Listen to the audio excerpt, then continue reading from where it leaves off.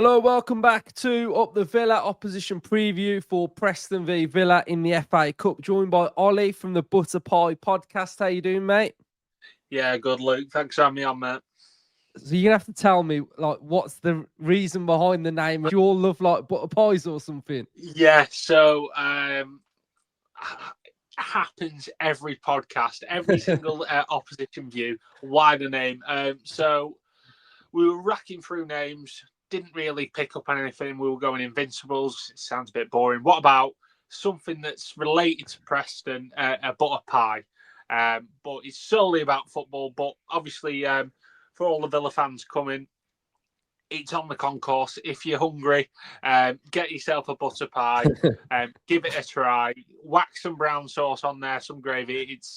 It's amazing. Pretty much how to describe it, it's a pie that's practically just cholesterol. So it's butter, potato, onion, and that's all there is to it. So whack a bit of brown sauce on it, job's a good one. Mate, you've sold it. They're going to sell out on Sunday. Villa fans will be loving them. Right. So, yeah, Preston then this season, sort of as a whole, how's it going?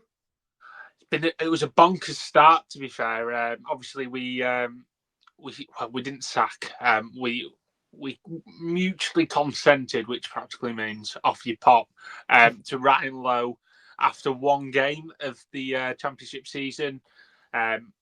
Assistant came in nothing, but Paul Heckingbottom and Stuart McCall, probably well known to more Villa fans, obviously with Sheffield United. He's come in and they've stabilised the ship, so to speak.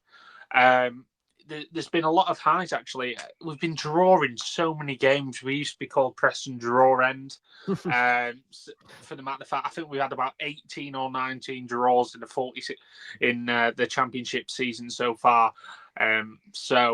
Yeah, it's been a bit of a stability season. Nothing going on in the league. And we've miraculously found ourselves in the quarterfinals of the FA Cup somehow. Hopefully one of the replications of a draw in the league replicates to Sunday's game. I would be over the moon. We take it to extra time and maybe penalties. But yeah, it's been a stabilising season, a bit of a rebuild season, so to speak. And this summer's probably where we're going to have a churn of players out and allow Paul Heckingbottom to build kind of the squad that he wants.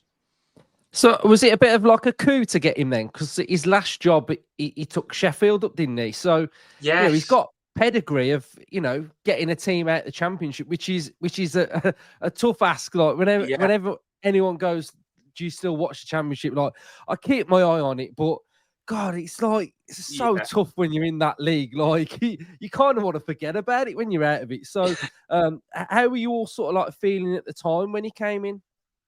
To be fair, there was loads of names going around. There was a couple. There was like Brian Barry Murphy, who's under 21's coach at Man City. There was a couple of names thrown around, and obviously Heckingbottom as well. And I was a bit like, I'm not too sure he'd take it, but then obviously he's been convinced. And to be fair, it seems like a match made in heaven, really, because he had quite a lot of financial constraints at Sheffield United, but still managed to get them up. And hopefully, we get a chance sometime soon to maybe push towards playoffs. And then, I mean, once you're in those playoffs, there's 3 games of football that could change, your footballing plethora for ages. But there's a massive jump up to the Premier League. You've seen that with so many teams. Obviously, yourselves, so to speak, you've gone up, you had a massive jump up, and then just staying in the Premier League, just scraping it through. I remember Roy Keane putting out the video, what they're celebrating for. They've just stayed up, and now look at you. So, yeah, fingers crossed we manage in my lifetime to make the Premier League. But I'm not pulling up too many bridges hoping for that.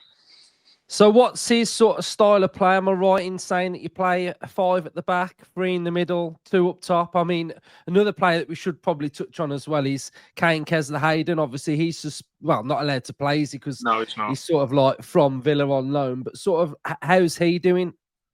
Yeah, so it's funny that you mentioned 5 at the back. Usually we play 3 at the back, but obviously when Villa comes, it'll be more of a 5. The wing backs will be full backs practically. So, it'll be a 5-2-2-1 with 2 holding 6s and then 2 10s behind a number 9. So that's the way that we play. That's the way I'd expect us to set up. Try and nab absolutely anything on the counter attack if we're able to get even a sniff outside of our own half. But yeah, as you mentioned, Kesler-Hayden, he's been superb this season. Played at wing back, right wing back's his main point. He's been shoehorned at left wing back where he's done amazingly well, to be fair. He's also played right centre half in a back 3, which he did against Burnley. He shows an array of positions he's able to play. Defensively solid. Attacking, he's just not got an eye for goal. He's had about 4 glaring opportunities this season and just blazed them all over. He'll come though. He's just one of those where I know he's on a long contract at Villa. I don't think he's Premier League quality, so to speak. And I would probably expect you to look for a deal like you did with Jaden Philogene that time where you sold him out to Hull. If he did well, have a nice buyback clause. I'd expect somewhat that to happen in the summer. Maybe to, a Premier League side currently that are going down. You may see him being sold to them with a buyback clause because you're pretty smart with when it comes to youth talent. With Cameron Archer, obviously he was a gem at North End, and buyback clause. I think you've done that twice with him, so to speak. But yeah, I'd expect Kesler-Hayden probably to be sold in the summer to a Championship side and go from there. What's his defending like? Because when I've watched him when he's in the academy, he's been a bit suspect. He's out of position. What's he like 1v1? It's really good to get a good insight from you, who's you're watching him in the Championship. Yeah, to be fair, he's done really well. Mainly because I think in this kind of formation, he's not been forced to play as a fullback. He's not really been targeted, so to speak, because he's so quick. Championship wingers, they probably try and knock it past you, skim you, and go. There's no doing that with Kesler-Hayden. He'll just rocket you for speed. To be fair, he's been brilliant, and that's why he got given the chance at right centre half as well. Going into midfield, striding into midfield, and linking up the play. I think. Don't get me wrong. I think he's a good defender. He's maybe not exceptional, but I feel like his speed definitely.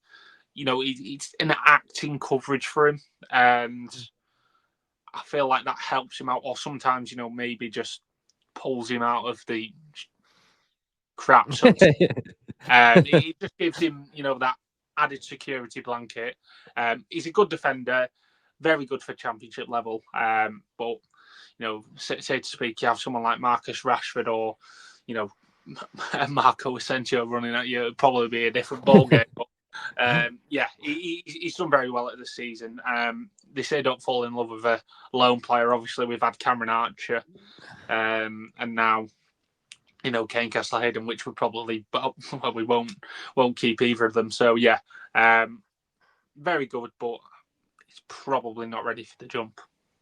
Yeah, no, it's great insight from you. So who is your best player then? Like who, or have you got a collective few who are like system-based players? Like who should Villa be sort of like worried about?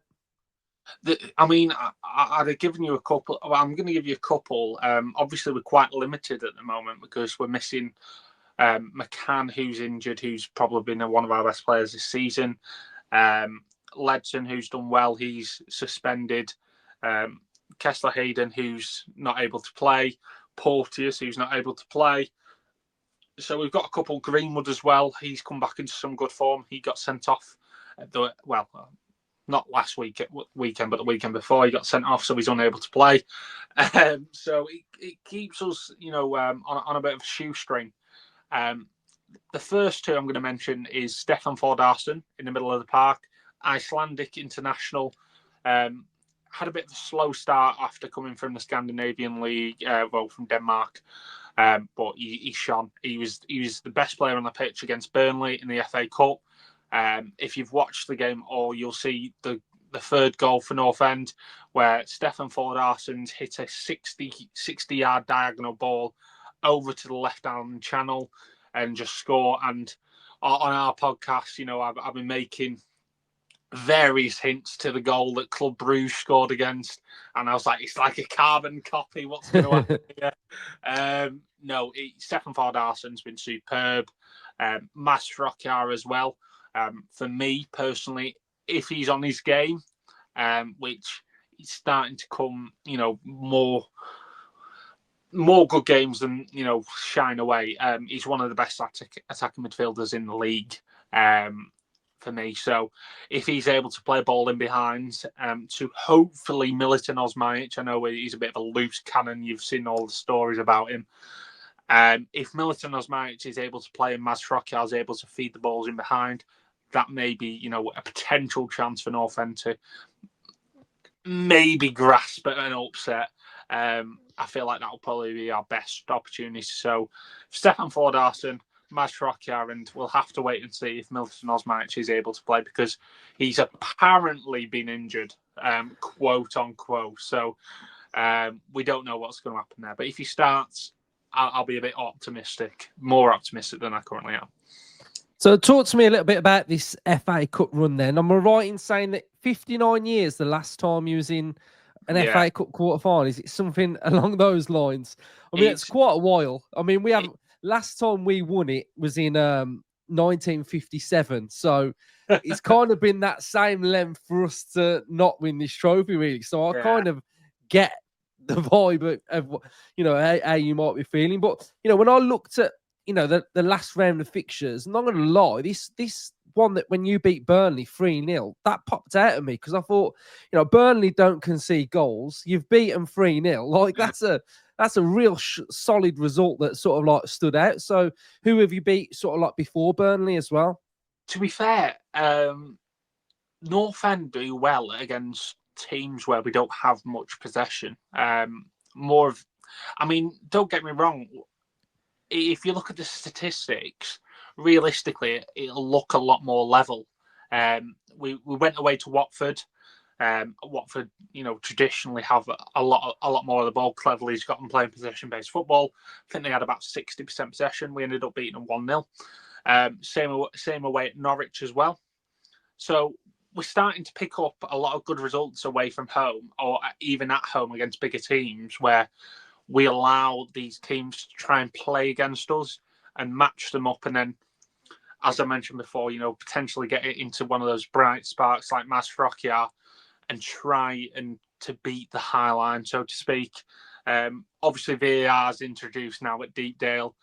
Maybe a couple of our goals will probably get ruled out to VAR if they were in the Championship. Have you experienced it much before? The game against Burnley was the first game that North End have ever had VAR at all, and it wasn't used. So maybe this will be the first game ever that it used. And I hope, I'm just dreading it. North End, get a chance, we score magically, and it just gets ruled out. It's written in the stars, Luke. Well, we our first home Champions League game, we played Bayern Munich, and we scored a goal, and the limbs were crazy, and then it went to VAR and got ruled out, and oh my god, it's like you kind of like, I've wasted all that energy, and like it's a terrible feeling. I'm not gonna lie, it's awful. That's why I still I'd love North End to get to the Premier League, but for the matter of the fact is that when you score in the Championship, you have a half a second glance over to the assistant referee, and that's it. And it's once you're celebrating that amazing feeling, it's unbelievable. But in my head, if we get to the Premier League, I'm just being like, this is going to be out. This is going to be out. So we'll have to wait and see. Hopefully, to be fair, it's even bad when you've scored a goal and then it gets given, because your emotion's not as good as like when it first went in. So it's such a weird feeling. So what are your thoughts on Villa then? obviously we're doing pretty well this season as well. So, what are your thoughts? I mean, it's chalk and cheese if you're asking me about North End to Aston Villa. You've been superb. Every time I watch Villa, they're probably one of the most exciting teams that you do watch. The way Unai Emery's got you playing, free-flowing football, especially now with, the signings of Rashford, Asensio, Marlon. It's crazy that I'm even speaking on the podcast about these types of players. He's done a superb job, Emery. I remember when you had Dean Smith in Championship to where you are now. It's quite a rise, so to speak. And I could probably ramble on about half an hour about how good each individual player is, and I could probably name you the worst Villa player that you could possibly have in your squad being P&E's best player. So, I'm really not optimistic going into the game. The only positive I can hopefully take from it is the fact that we'll probably make it more of a game than is probably anticipated. I don't think we'll roll over so much. I think we'll give it a good go. But the players you've got it's way too much, especially as we've got a depleted squad as well. You've just got too much, especially in the final third, because it's just it's one of the best in the Premier League. Never mind, P&E standards. No, well, mate, not nice words really on Villa. So, how do you feel like the game's going to go then? What do you feel like the pattern of the game will be? I reckon Tyrone Mings and Ezra Concert will stand on the halfway line and not move. That's what I feel. It's going to be. There's going to be about 26 shots to about 2. I'm really anticipating Villa to be just all over us. I think we'll set up well. I think we'll try and counter as much as possible. Try and allow us to maybe stretch that back line to give just a bit of an inkling to the back line to be able to be like, we're probably going to have to be a bit on our game here, because I know Tyrone Mings did an interview about Unai Emery saying that, you've got to look at Preston. Preston are a decent side, which was mental to hear on TNT Sports. I feel like Villa are going to be probably a different game from what you're coming up against, because it's going to be in the Premier League. It's very direct, end to end, and North End are going to be a real low block that we're just going to try to annoy. It's probably the best relation that I could probably put it against is probably Southampton, where you go there and you go against them, and they're just there to frustrate you. They're not there to play; they're just there to frustrate you, and then maybe just nick a goal. And that's hopefully where I'm seeing it going. But I just can't see our barrier being up for too long. I'll be shocked if it's 0-0 by the 60th minute. Put it that way. I wouldn't put any money on it as a North End fan. Cool, right? So I'll ask you a bit about finally about the teams going up then potentially from the Championship. Who do you think's the best out of them 3? Leeds, Burnley, and Sheffield. Who do you think is going to finish top and second? I think Leeds are the best side this season. To be fair, I think Leeds this season with their squad would probably just scrape Premier League safety. I think they're that good. I think Leeds, and then it's a toss-up between Burnley and Sheffield United. Burnley obviously put a bit of a depleted squad up against us in the Cup, which didn't go too well for them, obviously, with 3-0. I'm going to say Leeds and Burnley for the top 2. And then, realistically, it's between Sheffield United and Sunderland for whoever comes up in the playoffs. So not fancying Coventry, Lampard. No chance. I mean, he did well against us, but it's chalk and cheese. You got the best 4 teams in the division, and then there's everyone else. I mean, Coventry have done well. Don't get me wrong, under Lampard, and as I say, playoffs are it's free games to change your whatever. But I mean, Sunderland and Sheffield United have too much quality. Even if Burnley drop into it, they've got too much quality to be able to even say so. So I expect the final to be either, Burnley against Sunderland or Sheffield United against Sunderland. I think Leeds, they'll make it in the top two easily. Cool. Great, mate. It's been a really good chatting to you. Where can sort of like Villa fans find your sort of like podcast? Yeah, so obviously if Villa end up tonking us and you want a bit of saltiness, obviously for the past 60 years we've got this far. So on all good streaming sites, find us on Twitter or at the Butterpie Pod, or just type on the Butterpie Podcast on whatever streaming site you listen to. Cool, mate. All the best then for the rest of the season. Obviously not Sunday, but you too. Fingers crossed. I'm cheering you on in the Champions League. Go as far as you can and give these proper European giants a good old game. Thank you.